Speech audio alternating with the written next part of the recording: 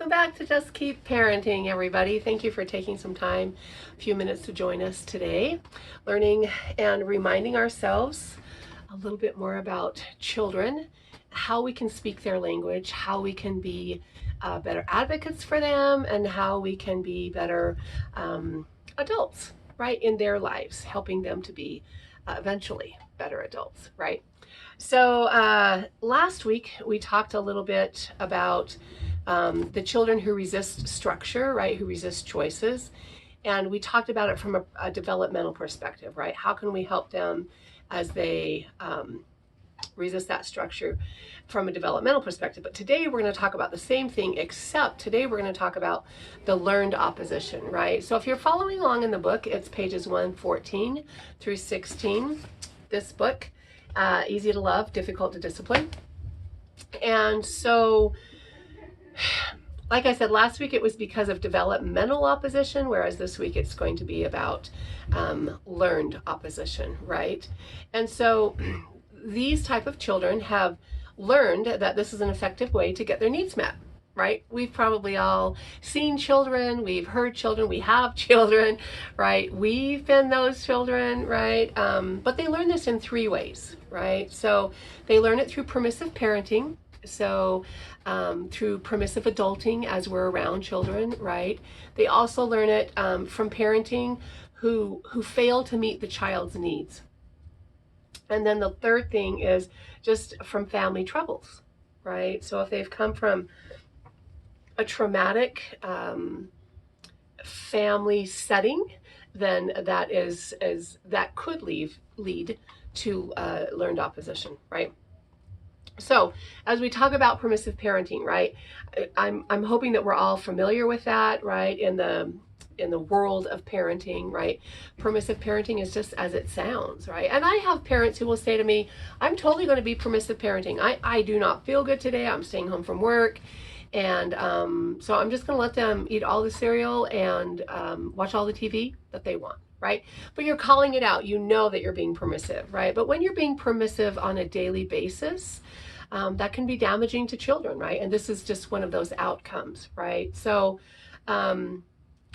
we tend to, as permissive adults and parents in children's lives, we tend to cave in when the child becomes upset, or we dance around an issue because we don't want them to become upset, right? And these kinds of actions on our part teach children to fight limits and misbehave so they can get their way, which is where the learned opposition comes in, right? They also teach that adults don't mean what they say, right? Because I'm just going to let you do whatever you want. And if I say stop doing it, there's no follow through, right, with permissive parenting.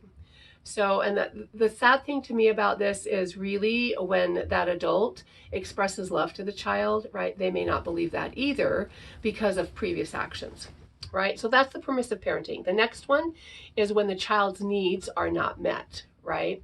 And so this starts in infancy, my friends, right? When the baby has a need for hunger or warmth or comfort, right? They enter into an aroused state, right? So they go from the relaxed state back to the aroused state, right? Which is the fight or flight that we have in the brainstem, right?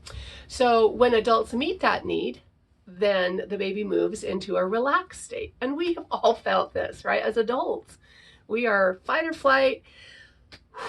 Yesterday I had one of my friends that called me, and he is in a chrysalis home where he has adults who model and mentor him, right? And he called me. He said, "Can I ask you a question?" And I said, "Sure." He's like, "What do you do when you become upset?"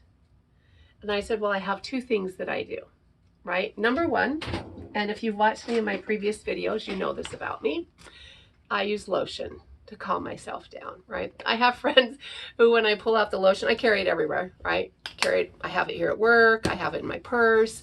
I have it sitting by my my bedstand. I have it sitting by my TV so that when I'm watching something or if I'm on the phone with somebody, I can put on my lotion. And they'll say to me, "Did I just upset you?" And I'm like, "No, I'm just thinking about this thing at work, or I'm just thinking about this thing with a friend of mine." And it's just so automatic for me that I don't even recognize that I put on lotion anymore. When I'm feeling in that state of, right, that aroused state of, I don't know what to do, right? Babies can't ask for it. Babies can't ask for the lotion. Babies can't take a deep breath, right? That's the other thing I told my friends that I do, is I like to take a deep breath. And I sang a song to him, just stop, take a deep breath, and relax. He said, do you do that at school? I said, yeah, we teach the children how to do that. What's one of the tools that we give them, right? So that when they're in their brainstem, we call it our thinking brain up here. So how do we get from our brainstem to our thinking brain, right? So their needs are not being met, right? For warmth or comfort or hunger, right? So when we don't meet that need, right? The adult is responding, right? But the baby, we can't comfort it, right? That overly aroused state just continues, right? They can't ever get into that relaxed state. And so from the baby's perspective, the needs weren't met. So as we think about colicky babies and those types of babies where the adult really does all they can do to comfort this baby, but from the baby's perspective, those needs are still not being met, then they stay in that aroused state for a really long time, right? So from the baby's perspective, the needs weren't met, and this baby may think, that by running the world, their needs can be met, right, as they grow up. And so as they grow, these children spend a good amount of time and a good amount of energy trying to get the world to go their way, right? Just so they can survive, right? Because they have a hard time getting into that relaxed state up in their thinking brain, right? So these children, unlike the developmental opposition children, they don't resist structure to test boundaries, right? Because our developmental folks are just testing the boundaries, right? They're just pushing against it to see if there's a boundary there, right? But instead, our learned opposition kids, they try to control others in order to feel safe, right? Isn't that so interesting? That if I can just get control, then I'm safe again, right? I wrote an email today from somebody who had questioned about how do I help my child not be so argumentative, right? So we talked about that need for control, right? We have this, especially the 4-year-old, they don't have a whole lot of control in their life, right? So we talk about all the different things that we can do to help them feel like they have some control, like what clothes do they want to wear today? What do they want to have for lunch? When can I do my job? Do I have to do it before I go in the morning? Do I do it in the evening before bed? Right? So those routines and schedules that we have in place, are there some that they can choose how to do them or when to do them, right? And so these kids with learned opposition, they have a really low tolerance of frustration, right? So they can go from 0 to 60 in 3 seconds or less, right? Because they're trying to control the world, right? And their needs are not being met. So that's the second type. The third type of is just serious family trouble. So if we're looking at a family who went through a divorce, a death, somebody who's depressed in their family, drug abusing, right? Or alcoholic parent, this creates enormous stress for the child, and thus they completely feel overwhelmed, right? And they can't make choices. And I think as adults, we've all been in that state when we feel stressed, we feel overwhelmed, and it's just like, don't anybody ask me to make one more decision. I can't make one more choice, right? That's how that child feels, because nothing in their family is routine right now, right? So they're feeling this, what did she call it? She called it enormous stress, right? That they can't get rid of. They have no control over it, right? So it's hard for these parents to admit that their choices are affecting the children, right? But as soon as they do, they're responsible enough to address the problem, right? So in order for us to help these 3 types of children, right? The permissive parenting children, the children, their needs are not met, right? And the serious family trouble, we can do 4 things to help them, right? So the first one is to remain in control, right? They are going to challenge your patience. You know that going into it, right? They're going to want to get into a right and wrong. They're going to want to get into a power struggle, right? But as we continue that loving guidance approach, which is what Becky Bailey talks about, right? You're still going to have some power struggles, right? That's part of who these kids are, is they're seeking that control, right? That learned opposition. So the first thing we have to do is forgive ourselves, right? Power struggles typically end with somebody getting hurt, right? Not necessarily physically, but emotionally, right? Somebody gets hurt. So as we have that guilt, and that leads to permissive parenting, right? And so we want to get rid of the guilt, right? We want to forgive ourselves so that we don't go back into the permissive parenting mode. And so there's 3 R's that Becky talks about of forgiveness. Recognize your feelings, reframe the experience, and request help, right? So recognize, I'm really frustrated right now, right? Because this child is doing this, and da, da, da, da, right? And reframe it and try to figure out why, right? The why behind that. And then if you're not able to take care of it, to request some help from somebody else, right? So the 3 R's of forgiveness. That's the first one. The second one is to engage your child in solving problems, right? We do this all the time. I don't refer to this in class, but I sometimes call it with my BYU students, I call it the come to Jesus moments, right? When we're having a little chat and we're trying to figure out how to solve the problem. We use those words with the kids all the time. It looks like we have a problem here, my friends. We got to find a solution, right? So what are your ideas about finding a solution to this problem? Sometimes it's a class problem. Sometimes it's a problem with a child, right?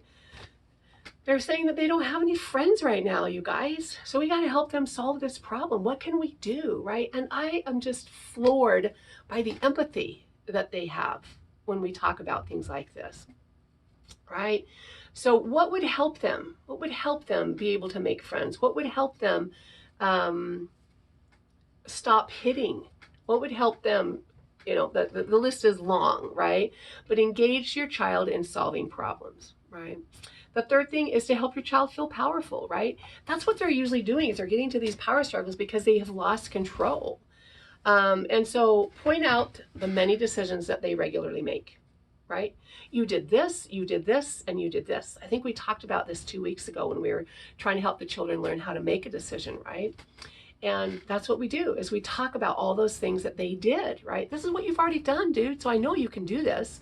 You have the power. This week in class, we're going to be talking about I can do hard things, because we have some children who are whining, right, about, well, I can't do that. That's too hard. I can't draw that, right? And the teachers are saying, what do I do, right? They're in that mode of, oh, just draw it, right? And so as we meet in debriefing sessions to talk about this, right, how do we help them feel powerful? So how do you help your child feel powerful, right? Do you offer them, there again, the things we talked about, the opportunity to choose their clothes, right? Does it really matter if their clothes don't match at this point, right? The opportunity to choose when to take out the garbage. Do I do it before school, after school? The opportunity to practice the piano. Do I do it in the morning? Do I do it in the afternoon, right? As you solve these problems, right? And you can say to them, we've tried that in the morning, and you are kind of grouchy in the morning because you don't want to get up. And so I don't think that's going to work for me, right? You have to come together and talk about, this isn't going to work for me. You might want to do it, but this is what I'm up against, right? So it has to be a solution that's going to work for both of us. And then the fourth thing, my friends, is to play with your child regularly, right? That seems so simple, right? But if you play with your child regularly, they can reduce power struggles by as much as 50%. Who doesn't want less power struggles in our lives, right? I do. And so being able to play with them. And we talk about how a child's work is their play. It's not just their mode of learning, right? But it really is their mode of living, right? And as we play with them, we can talk about, maybe as adults, we would call it hard conversations, right? But with children, we can have those hard conversations with them as we're playing with them. I'm amazed at the problems that we solve. If we wanted to solve our world problems, just turn it over to preschoolers. I am amazed at what they come up with. We have puppets, we have different things that we help, different tools that we do, but those kids are thinkers, right? And some of them are thinkers outside the box. So give your child credit, right, to help them figure out if they can solve this problem that has as joined, if you will, joined your family, right? So, helping children who resist the given structure with learned opposition, right? So try that out this week. See if you have a child that feels like their needs are not being met. Maybe you're contributing by being a permissive parent, right? And maybe you've gone through a really serious thing that's shaken up your family recently, right? And so know how to move on beyond those things, right? So forgive yourself with the 3 R's, engage your child in problem solving, help your child feel powerful, and to play with your child regularly. Who doesn't want a 50% reduction in power struggles? Have a great week, my friends. Thank you for sharing. If you know of somebody who could benefit by this, that would be lovely. Have a great weekend. Bye-bye.